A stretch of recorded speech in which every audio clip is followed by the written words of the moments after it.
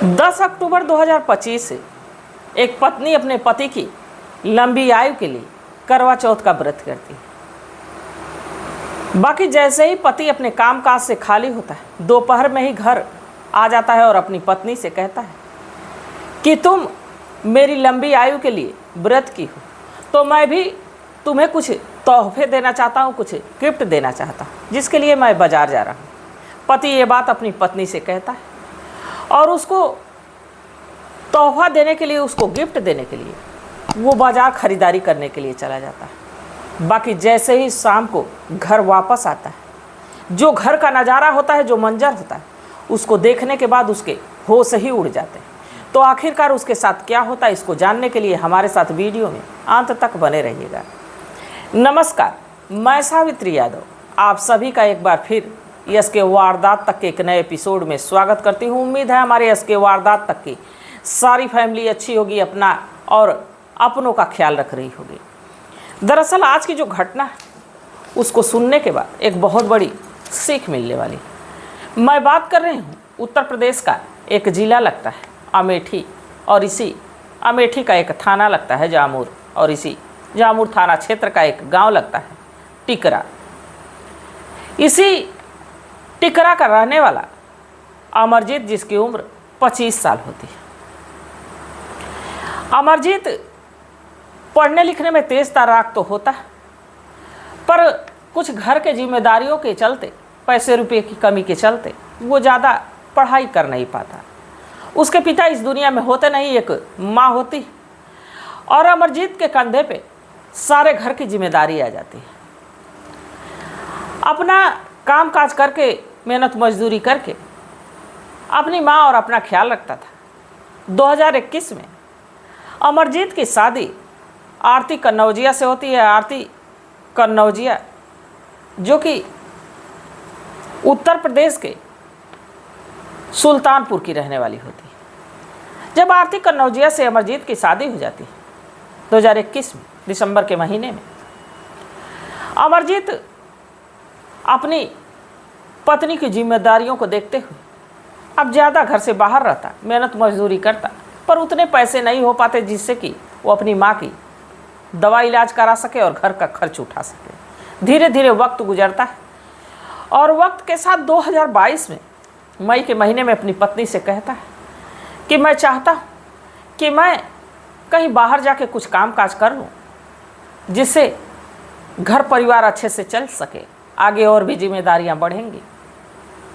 आरती पहले तो कहती है कि तुम चले जाओगे तो घर में मैं बिल्कुल अकेली हो जाऊंगी, मुझे अच्छा नहीं लगेगा। पर अमरजीत अपनी पत्नी आरती को समझाता है और समझा बुझा के वो गुजरात चला जाता है। गुजरात जाके एक कंपनी में नौकरी करने लगता है। एक अपनी पत्नी को बोलता है कि तुम फ़ोन खरीद लो, जिससे कि हमारी रोज़ बात हो जाए और हमें भी घर की चिंता लगी रहती है। आरती जाती है और बाज़ार से एक फ़ोन खरीदती है। धीरे धीरे वक्त गुजरने लगता है। उधर अमरजीत जो है वो काम करता, और जैसे ही 4-6 महीने हो जाते कंपनी से छुट्टी लेता और आके घर का काम काज देखता, अपनी पत्नी से मिलता, अपनी माँ की देख रेख करता। इसके बाद फिर वापस वो गुजरात चला जाता है। वक्त गुजरते रहता है। बाकी अचानक से शाम का समय होता है, रात के लगभग 8 बज रहे होते हैं। आरती के पेट में दर्द होता है और उस समय अमरजीत का फ़ोन आरती के मोबाइल फ़ोन पे आया रहता। वीडियो कॉल पे दोनों बात कर रहे थे। आरती इतना कहती है कि मेरे पेट में दर्द हो रहा है। बाकी देखते ही देखते पेट का दर्द ज़्यादा बढ़ जाता है। अब अमरजीत तो चूँकि दूर रहता है, गुजरात रहता है, उसे ये नहीं समझ में आ रहा था कि आखिरकार अब वो करे तो करे क्या। आरती से कहता है कि तुम देखो, किसी की मदद ले लो, किसी से दवा मंगा लो। आरती कहती है कि मैं तो अभी घर में रहती हूँ, किसी से इतना परिचय है नहीं, और माँ तुम्हारी बीमार ही रहती है, मैं किससे कहूँ, और पेट का दर्द है कि बढ़ते जा रहा है, कुछ देर में मेरी हालत बेहद ख़राब हो जाएगी। अब इस पर अमरजीत को कुछ समझ में नहीं आता। अब अमरजीत जो है अपने चचेरे बड़े भाई राजन को फ़ोन करता है और राजन से कहता है कि दरअसल आरती की तबीयत कुछ ज़्यादा ही बिगड़ गई है, आरती की तबीयत ख़राब हो गई, कोई जुगाड़ करो और आरती को दवा दिलवा दो। इस पे जो राजन वो कहता है कि आज तो घर पे कोई है नहीं, और जहाँ तक मेरी बात रही तो मैं तो आरती का जेठ हूँ, मैं आरती को बाइक पे बिठा नहीं सकता और आरती को छू नहीं सकता, इसलिए मैं देखता हूँ किसी लड़के का इंतजाम हो जाता है तो मैं तुम्हें बताता हूँ। इस पे अमरजीत कहता है राजन से कि ये पुरानी दकियालू सी बातों को क्यों लेके चल रहे हो, आरती की तबीयत इतनी ज़्यादा बिगड़ गई और जब तक तुम किसी और का इंतज़ाम करोगे तब तक उसकी हालत ख़राब हो जाएगी। मैं इन बातों को नहीं मानता, तुम जाओ और आरती को लेके जाओ, उसे जल्द से जल्द इलाज करवाओ, उसकी दवा करवाओ। अब जैसे राजन को अमरजीत ये बात बोलता है, राजन अपनी बाइक उठाता है और सीधे अमरजीत के घर पहुंचता है। जब देखता है तो आरती की हालत बिल्कुल बिगड़ चुकी रहती है, वो ज़मीन पे लेटी हुई रहती है।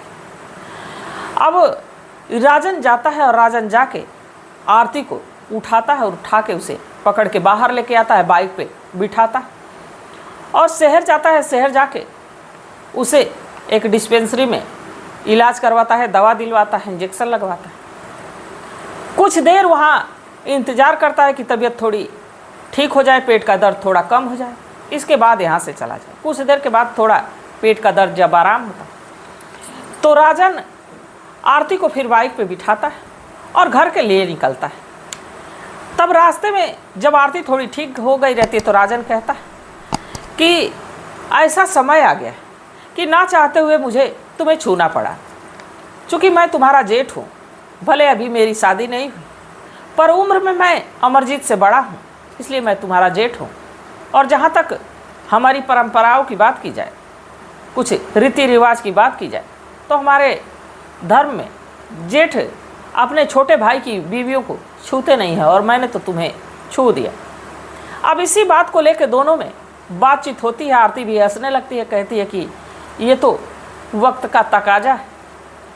अब राजन जो है आरती को घर छोड़ता है और रात के तकरीबन 12 बज चुके होते हैं।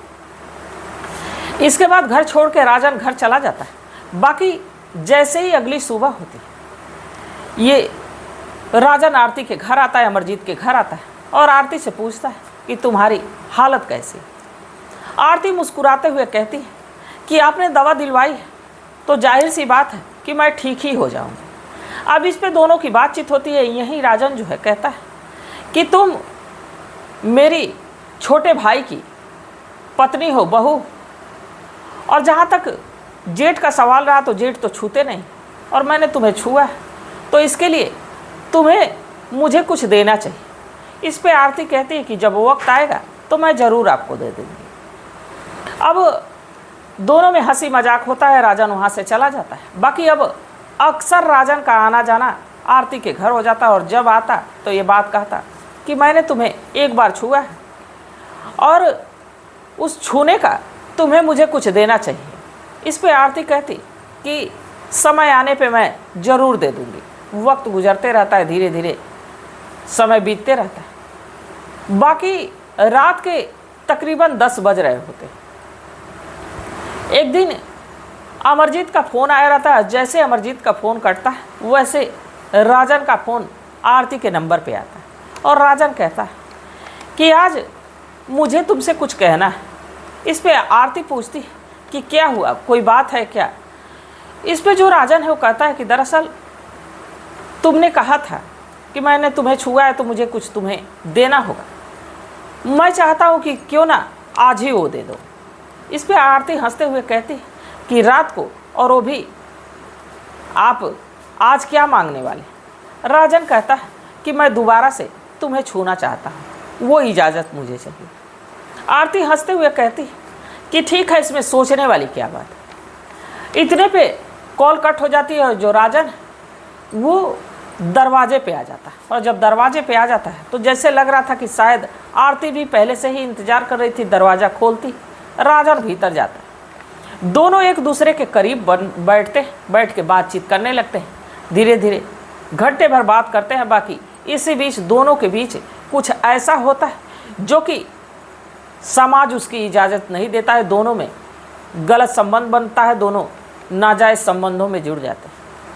और ये सिलसिला अब एक बार शुरू हुआ तो फिर रुकने का नाम नहीं ले रहा था। वक्त गुजरते रहता है, घर में एक बूढ़ी सास थी, समय बीतते रहता था, बाकी अमरजीत को इस बात की भनक तक नहीं लगती। अब वक्त के साथ साथ दोनों, अब दिन हो या रात, जब आरती इजाज़त देती, जब उसे कहती कि अब उसकी सास घर में नहीं है या सो चुकी है, तो ये राजन आता और आरती के साथ वक्त गुजार रहा था, वक्त बीतता। अब जैसे ही 2024 आता है, 2024 में अमरजीत घर वापस आता है छुट्टी पे, और जब छुट्टी पे घर वापस आता है तो अचानक से एक दिन वो आरती के मोबाइल में राजन और आरती की कुछ तस्वीरें देखता है, कुछ ऐसी फ़ोटो देखता है जिसको देखने के बाद वो आरती से झगड़ा कर बैठता है कि तुम और राजन के बीच कुछ तो गलत चल रहा है। आरती कहती कि ऐसा कुछ नहीं। अब ये बात राजन से बताती और राजन से कहती कि तुम कब तक मेरा ही ऐसे काम चलाते रहोगे, कैसे मैं तुम्हारे बिना रह नहीं सकती, तुम्हें कुछ करना होगा। तब तक आ जाता है 2024 का करवा चौथ, और जब 2024 का करवा चौथ आ जाता है तो उस समय जो ये अमरजीत होता है वो चला गया रहता फिर से वापस गुजरात, और गुजरात जाने के बाद वो वहाँ से पैसे लगाता है और अपनी पत्नी से कहता है कि तुम अपने लिए अच्छी से साड़ी ले लो, अच्छे से जेवर ले लो और तुम व्रत कर लो, तुमको किसी चीज़ की कमी नहीं होनी चाहिए। अब इस पे आरती जाती है मार्केट से, सब कुछ सामान लेती है, करवा चौथ का व्रत करती है। रात के 8 से 9 बजे के बीच वो करवा चौथ का पूजा करती है, जबकि अमरजीत वीडियो कॉल पे होता है। अब दोनों यहाँ बातचीत करते हैं, करवा चौथ का व्रत खोलती।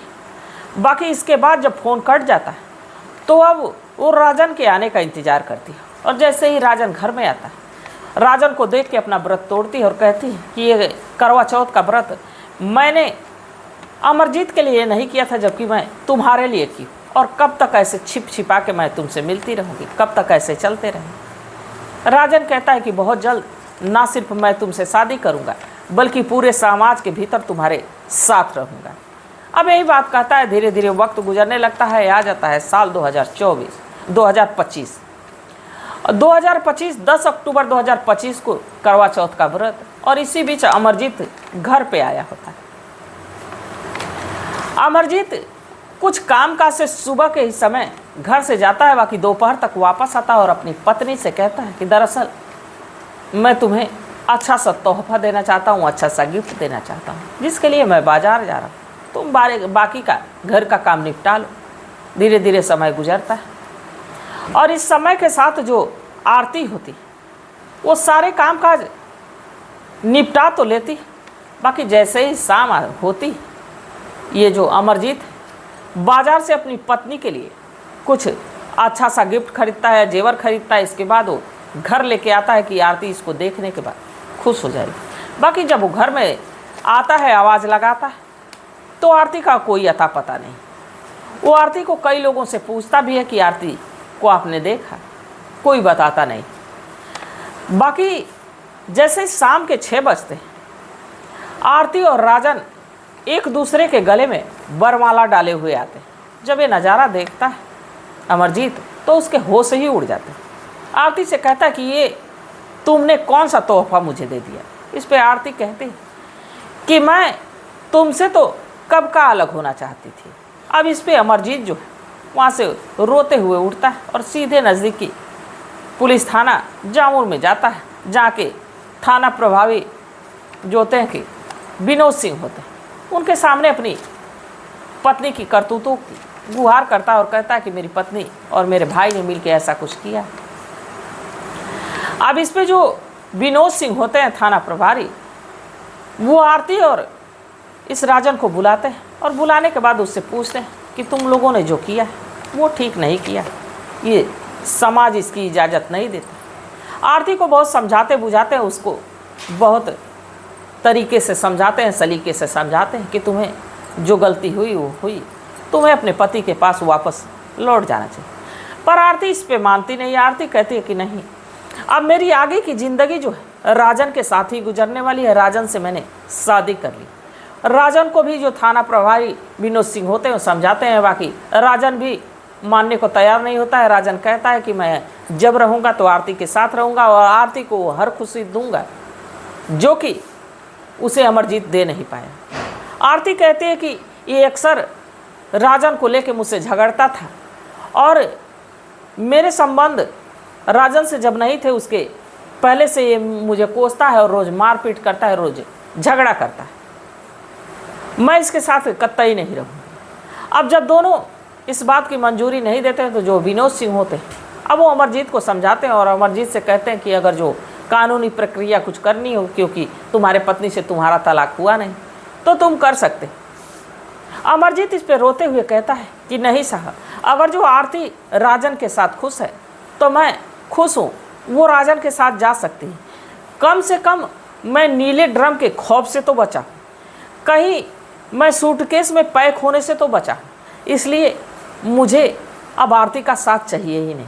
और ये बात कहता है अमरजीत वहाँ से चला जाता है और आरती और जो राजन होते हैं वो भी चले जाते हैं। बाकी इस घटना को सुनाने का मेरा उद्देश्य ये नहीं था कि किसी की भावनाओं को ठेस पहुँचाया जाए, किसी को आहत किया जाए, बल्कि बस इसलिए कि लोगों को जागरूक किया जाए, लोगों को सचेत किया जाए। तो इस घटनाक्रम पे आप लोग क्या सोचते हैं, आप लोगों की क्या सलाह है, आप लोगों की क्या राय, कमेंट में ज़रूर बताइएगा।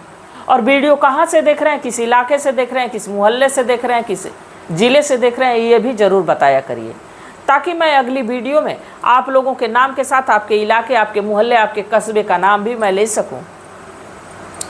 और दूसरी बात, आज के समय में कहीं तो पत्नियां पतियों को ड्रम में पैक कर दे रही हैं सीमेंट के जरिए, कहीं सूटकेस में पति की हत्या हो जा रही है, और कहीं पति पत्नियों को कहीं जला दे रहे हैं, तो कहीं उनका कत्ल कर दे रहे हैं, कहीं बोरे में पैक कर दे रहे हैं। मतलब तमाम तरह की ये घटनाएं सोशल मीडिया इन चीज़ों से पटा पड़ा है। प्रेम प्रसंग के मामले में चाहे वो लड़कियां हों, लड़के हों, या कोई महिला हो, कोई पुरुष हो, आप अक्सर देखेंगे कि ये सब घटनाएं घटित हो रही हैं, देखने को मिल रहा है। और इसी खौफ में कहीं पत्नियां खौफ में जी रही हैं कि पति उन्हें ना मार दे, और कहीं पति खौफ में जी रहा है कि उसकी पत्नी उसे ना मार दे। ये विश्वास भरा जो रिश्ता है वो ना पत्नी किसी पति पे भरोसा कर पा रही है और ना कोई पति अपनी पत्नी पे भरोसा कर पा रहा है। तो ये तो समाज के आलम है, ये तो समाज की हाल है। तो चलिए, तब तक आप लोग अपना ख्याल रखिए, अपने परिवार का ख्याल रखिए, बाल बच्चों का ख्याल रखिए। मिलते हैं कल एक नई वीडियो के साथ, तब तक के लिए जय हिंद, जय भारत।